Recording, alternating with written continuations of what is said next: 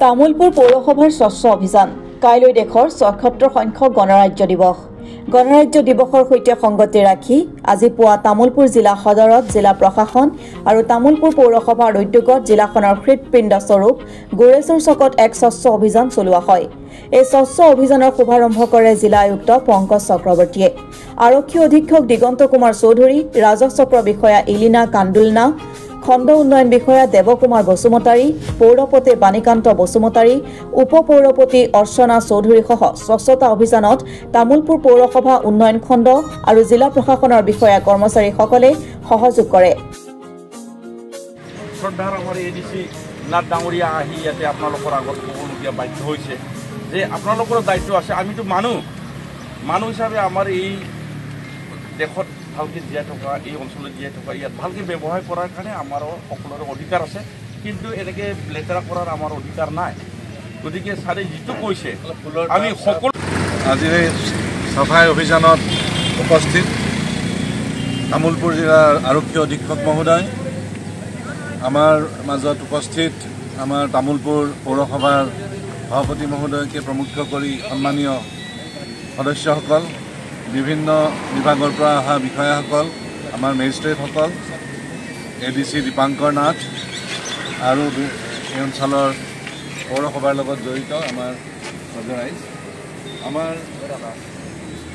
৭৬তম যি গণৰাজ্য দিৱসৰ অহাকালি উদযাপন হ'ব, সেই উদযাপনৰ লগত সংগতি ৰাখি আমি আমাৰ পৌৰসভাসমূহৰ নেতৃত্বত আমি বিভিন্ন ঠাইত চাফাই অভিযান চলাইছোঁ আৰু এই চাফাই অভিযানৰ জৰিয়তে আমাৰ চহৰখনৰ আন প্ৰান্তৰ সকলো ৰাইজক এটা সজাগতা দিবলৈও আমি চেষ্টা কৰিছোঁ।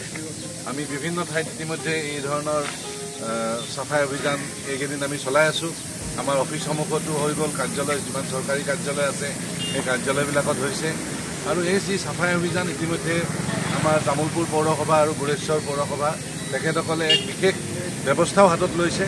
তেখেতসকলে জাবৰ নিষ্কাশনৰ ক্ষেত্ৰত ৱেল টু ৱেষ্ট এটা ইনিচিয়েটিভ তেওঁলোকে গ্ৰহণ কৰিছে।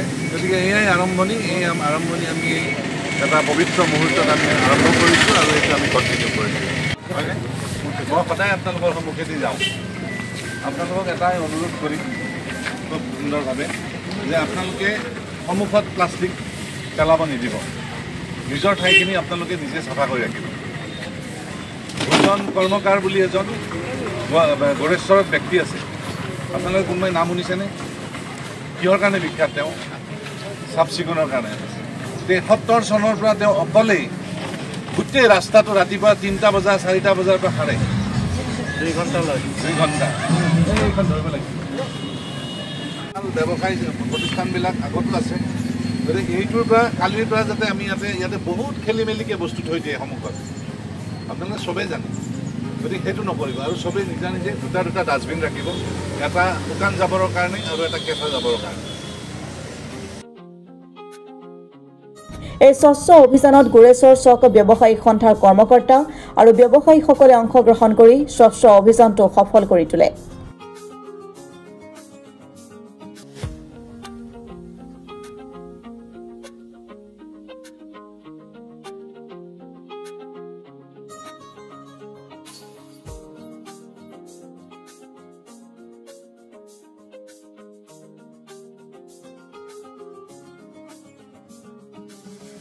তামুলপুৰৰ পৰা সুমন গড়টোলা ৰিপৰ্ট, অসম টুডে।